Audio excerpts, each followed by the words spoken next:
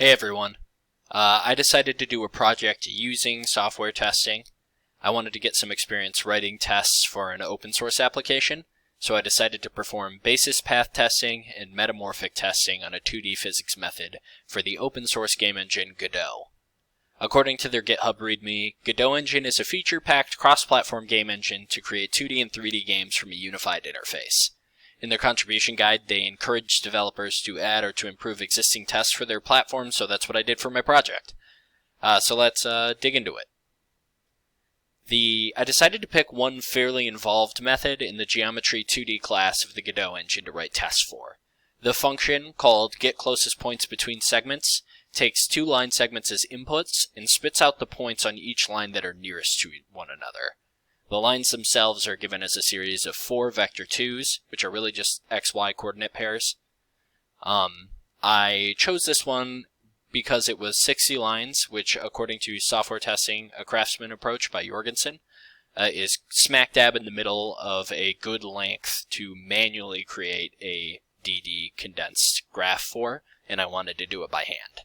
I also thought that picking something in the geometry class would help me with the oracle problem, since I could just make a graph to visually confirm the answer to my test cases were correct. And here's one plot graph that I used to confirm my test cases. So let's move on to the graph.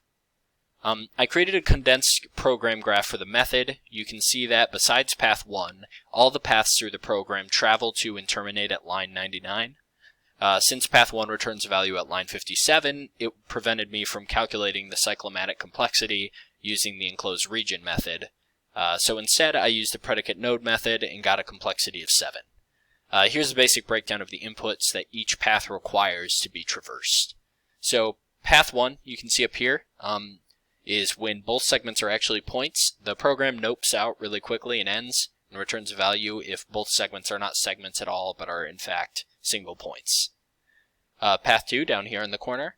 The closest point on segment 2's trajectory is extremely positive, so it's at an angle positive from segment 2 but not on line segment 2.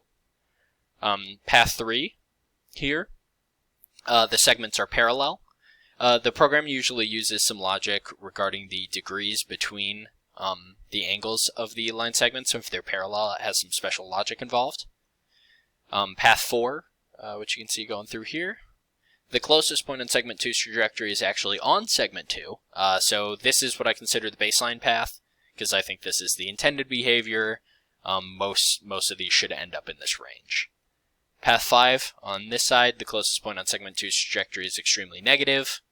Path 6, this one here, segment 2 is actually a point, but segment 1 is still a line segment. And this guy on the outside, path 7, segment 1 is actually a point, but segment 2 is still a line segment. So then I wrote the tests. After figuring out the basic paths, I sat down to actually write some tests. You can see them on the left. The get closest points between segments method already had 3 tests, so I followed the same format that I saw on those when writing each of mine.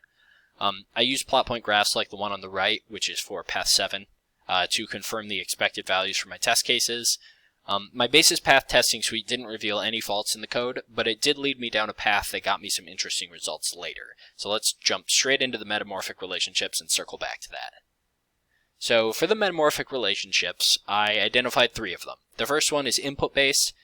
Basically, it just says if you have a line segment, let's say segment 1, which goes from A to B, and segment 2, which goes from C to D, you should be able to swap the input so that segment goes from B to A and segment 2 goes from D to C, and you'll get the exact same output.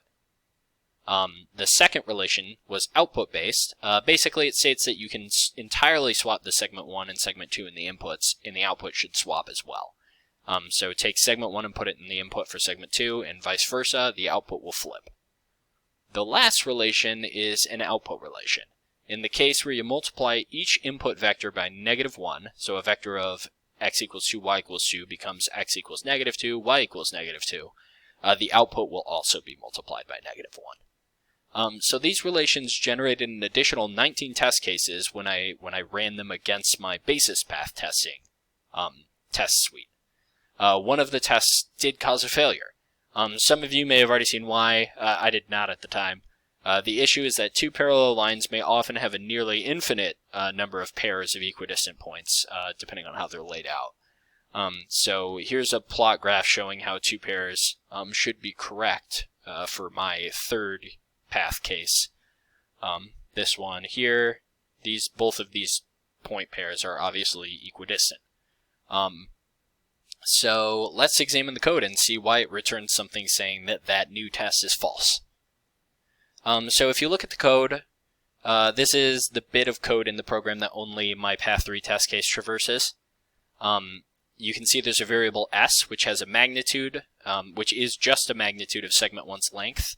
You can see that if the lines are parallel, the developer arbitrarily sets s to 0, and that just means it returns the first point on segment 1 that has an equidistant paired point.